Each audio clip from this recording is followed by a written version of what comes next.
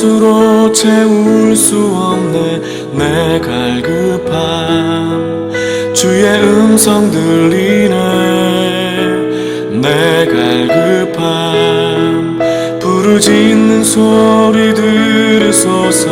내 갈급함 주의 음성 들리네. 내게로 나오라.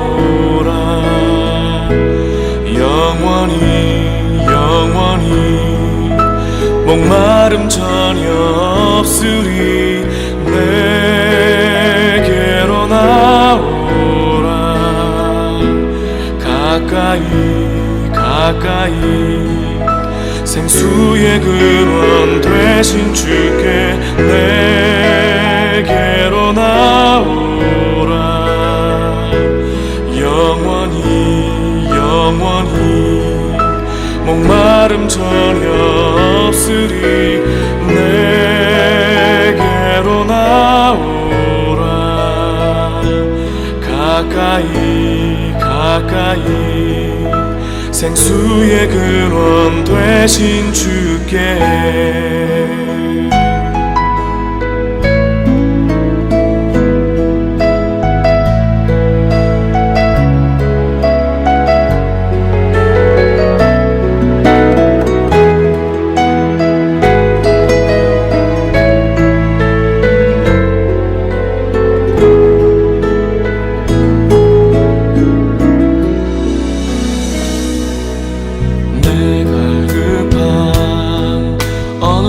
것으로 채울 수 없네. 내 갈급함 주의 음성 들리네. 내 갈급함 부르짖는 소리 들으소서. 내 갈급함 주의 음성 들리네. 내게로 나오라. 영원히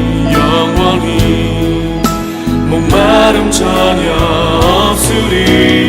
내게로 나오라. 가까이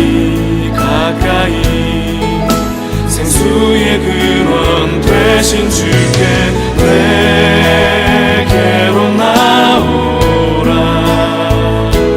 영원히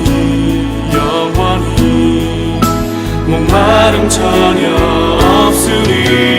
내게로 나오라. 가까이 생수의 근원 되신 주께 내게로 나오라. 영원히 목마름 전혀 없으리. 내게로 나오라.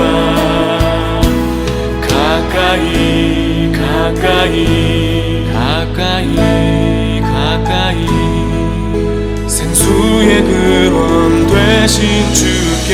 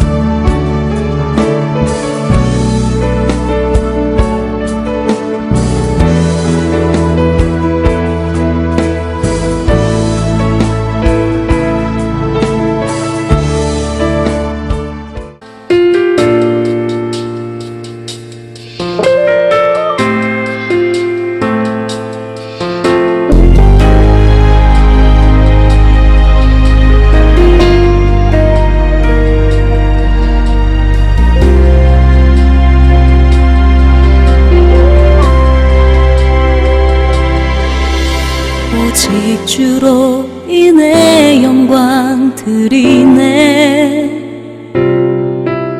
오직 주로 인해 찬양하네. 오직 주로 인해 나의 목소리 높여 나 경배하리. 오직 주로 인해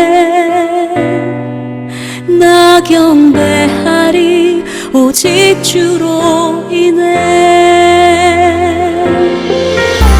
오직 주로 인해 영광 드리네. 오직 주로 인해 찬양하네. 오직 주로 인해 나의 목소리 높여 나 경배하리. 오직 주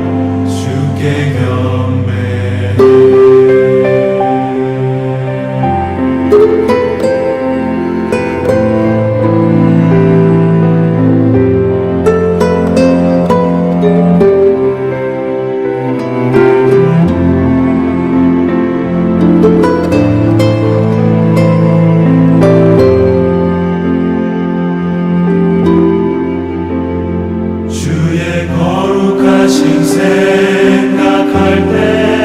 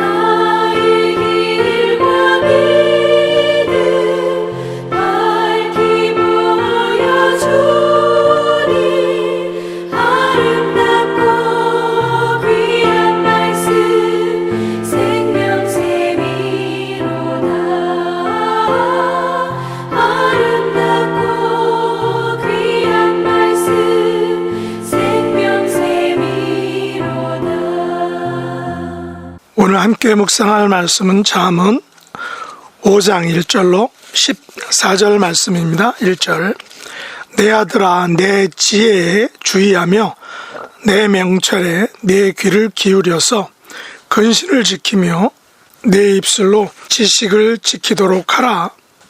대저 음녀의 입술은 꿀을 떨어뜨리며 그의 입은 기름보다 미끄러우나 나중은 쑥같이 쓰고 두날 가진 칼같이 날카로우며 그의 발은 사지로 내려가며 그의 걸음은 스올로 나아가나니 그는 생명의 평탄한 길을 찾지 못하며 자기 길이 든든하지 못하여도 그것을 깨닫지 못하느니라. 그런즉 아들들아 나에게 들으며 내 입의 말을 버리지 말고 내 길을 그에게서 멀리하라. 그의 진분에도 가까이 가지 말라. 두렵건대 내 존용이 남에게 잃어버리게 되며 내 수완이 잔인한 자에게 빼앗기게 될까 하노라. 두렵건대 타인이 내 재물로 충족하게 되며 내 수고한 것이 외인의 집에 있게 될까 하노라. 두렵건대 마지막에 이르러 내 몸, 내 육체가 쇠약할 때에 내가 한탄하여 말하기를 내가 어찌하여 훈계를 싫어하며 내 마음이 꾸지람을 가벼이 여기고 내 선생의 목소리를 청종하지 아니하며 나를 가르치는 이에게 귀를 기울이지 아니하였던고. 많은 무리들이 모인 중에서 큰 악에 빠지게 되었노라 하게 될까 염려하노라. 아멘. 오늘 말씀의 제목은 두려워할 줄 아는 삶입니다. 오늘 지혜자를 통해 주신 말씀은 우리들의 말, 우리들의 입술과 입에 대한 교훈의 말씀입니다. 지혜자는 1절과 2절에서 가장 사랑하는 자에게 이렇게 교훈을 하고 있습니다. 내 아들아 내 지혜에 주의하며 내 명철에 네 귀를 기울여서 근신을 지키며 내 입술로 지식을 지키도록 하라라고 교훈합니다. 잠언 기자는 지혜와 명철이 무엇인지에 대해 말하면서 특별히 입술로 지식을 지키라라고 권면합니다. 여기서 입술로 지식을 지키는 것이 무엇일까요? 잠언 기자는 한 가지 예를 들고 있죠. 그것은 바로 음녀의 입술과 그 음녀의 입입니다. 입술과 입은 말하는 기관입니다. 말은 인간이 가진 가장 강력한 힘입니다. 말을 가진 인간은 비록 인종마다 말이 다르지만 그 말을 매개로 해서 서로 의사소통을 하게 되는 것이죠. 물론 동물이나 식물 중에서도 같은 종이라면 그 나름대로의 의사소통이 이루어질 수 있을 것입니다. 그러나 인간만이 부정적인 말의 사용의 폐해가 가장 심하다라고 생각합니다. 그래서 지혜자는 자기의 가장 사랑하는 자, 여기서 내 아들아 라고 표현되고 또 7절 이하에서는 복수를 사용해서 그런즉 아들들아 라고 이렇게 이야기하고 있죠. 그 아들에게, 그 아들들에게 내 입술로 지식을 지키라 라고 교훈하고 있습니다. 그리고 그 대표적인 예가 바로 음녀의 입술과 그 입을 조심하라 라고 말하고 있습니다. 왜냐하면 음녀의 입술은 꿀을 떨어뜨리며 그의 입은 기름보다 미끄럽기 때문이다 라는 것입니다. 꿀을 떨어뜨린다는 것이 무엇일까요? 입술로 듣기 좋은 말, 듣는 사람의 마음을 사로잡는 말만 하는 것입니다. 다시 말해서 온갖 감언이설로 듣는 사람을 사로잡는 것이죠.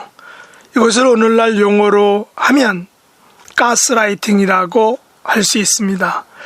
온갖 단맛 나는 말로 그를 녹이는 것입니다. 그의 입이 기름보다 미끄럽다라는 것은 그 말에 온갖 아첨과 위선이 가득하여 말로 상대를 완전히 사로잡는 것입니다. 그러나 이것이 바로 수동적인 의미의 가스라이팅인 것입니다. 입술의 말로 상대방을 완전히 녹여서 그 말대로 하게 만들고 그 말을 따르게 만드는 것입니다.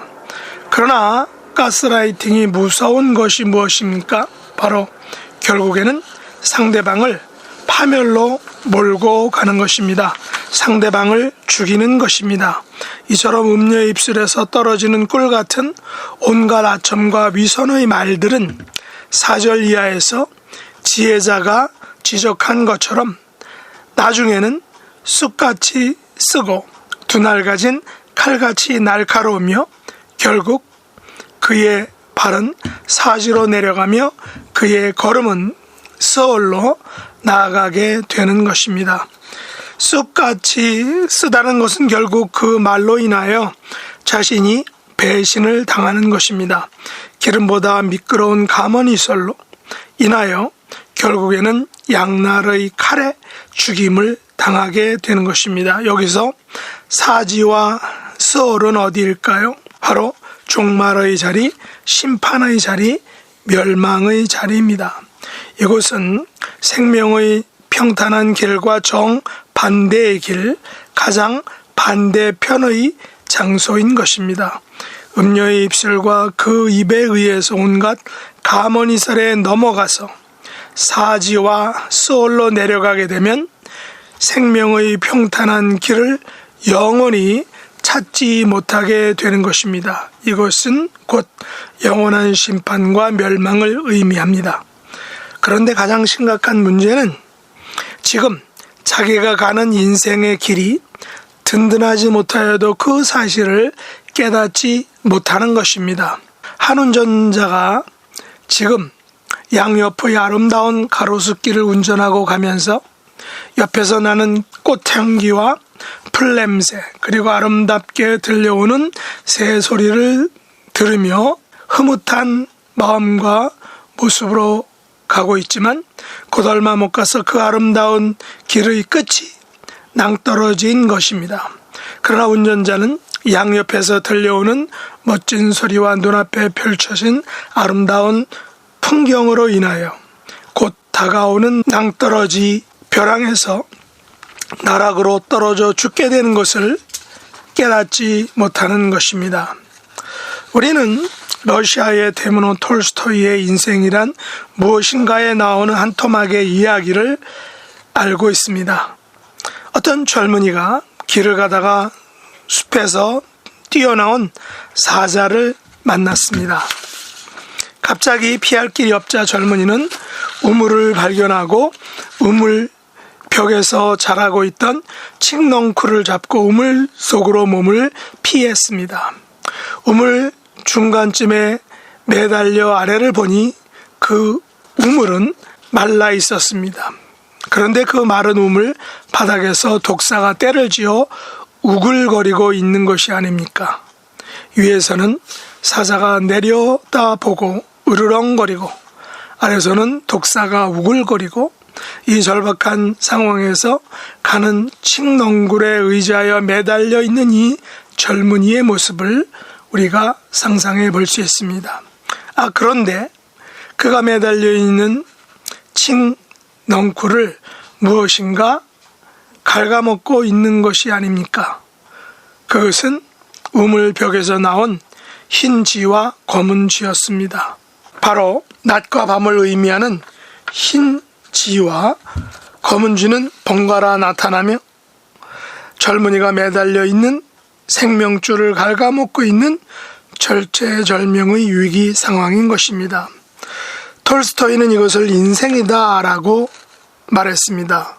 언제 끊어질지 모르는 절박한 상황에서 가는 칡넝쿨을 의지해 매달려 있는 그 인생, 이것이 인생이라고 표현한 것입니다. 그런데 이 이야기는 여기서 끝나지 않습니다. 이 절박한 상황에 처한 젊은이가 눈을 들어 하늘을 보니 우물 곁에 있는 큰 나무 위 높은 가지에 꿀벌들이 매달려 있는데 꿀이 넘쳐서 우물 안으로 뚝뚝 떨어지고 있었습니다. 이 젊은이는 떨어지는 꿀을 받아 먹으면서 아, 달다라고 연발했던 것입니다. 톨스토이는 이러한 절박한 상황에서 그 꿀의 단맛에 취해 자신의 현실을 잊어버리고 매달려 있는 모습을 바로 인생이다라고 묘사한 것입니다. 바로 오늘 본문에서 지혜자가 아들에게 주는 교훈도 이 톨스토이의 인생이란 무엇인가에 등장하는 청년의 상황과 비슷한 것입니다. 그러므로 지혜자는 7절 이하에서 세 가지의 두렵건대 시리즈로 교훈하고 있습니다. 첫 번째, 두렵건대 내 존용이 남에게 잃어버리게 되며 내 수완이 잔인한 자에게 빼앗기게 될까 하노라. 둘째, 두렵건대 타인이 내 재물로 충족하게 되며 내 수고한 것이 외인의 집에 있게 될까 하노라. 셋째, 두렵건대 마지막에 이르러 내 몸과 내 육체가 쇠약할 때에 내가 한탄하여 말하기를 내가 어찌하여 훈계를 싫어하며 내 마음이 꾸지람을 가벼이 여기고 내 선생의 목소리를 정정하지 아니하며 나를 가르치는 이에게 귀를 기울이지 아니하였던고. 많은 무리들이 모인 중에서 큰 악에 빠지게 되었노라 하게 될까 염려하노라 라고 말하고 있는 것입니다. 그러면 우리는 어떻게 살아야 할까요? 우리는 나의 존영이 남에게 잃어버리고 나의 수원이 잔인한 자에게 빼앗기는 것을 두려워할 수 있어야 하는 것입니다.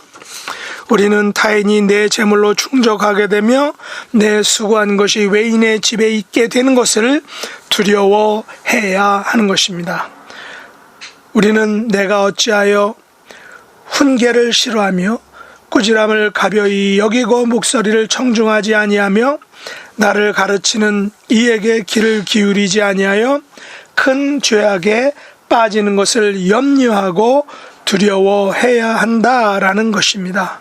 이처럼 하나님 앞에 두려움을 아는 하나님의 자녀 될 수 있기를 예수님의 이름으로 축복합니다. 기도하겠습니다. 하나님 아버지, 저희들에게 지혜와 명철을 갖게 하시어 근신을 지키고 지식을 지키는 지혜로운 자녀가 되게 하여 주시옵소서.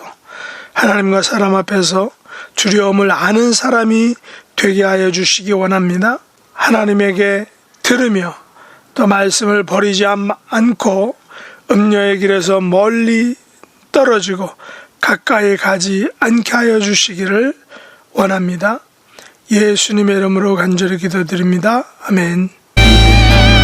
주가 일하시네, 주가 일하시네. 주께 아끼지 않는 자에게 주가 일하시네, 주가 일하시네. 신뢰하며 걷는 자에게 신뢰하며 걷는 자에게.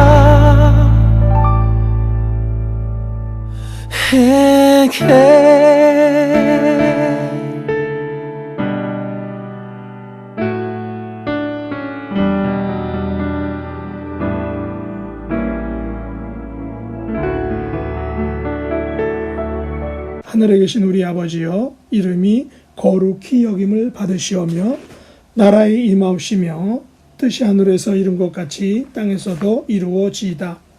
오늘날 우리에게 일용할 양식을 주옵시고 우리가 우리에게 죄 지은 자를 사하여 준 것 같이 우리 죄를 사하여 주옵시고 우리를 시험에 들게 하지 마옵시고 다만 악에서 구하옵소서. 대개 나라와 권세와 영광이 아버지께 영원히 싸움나이다. 아멘.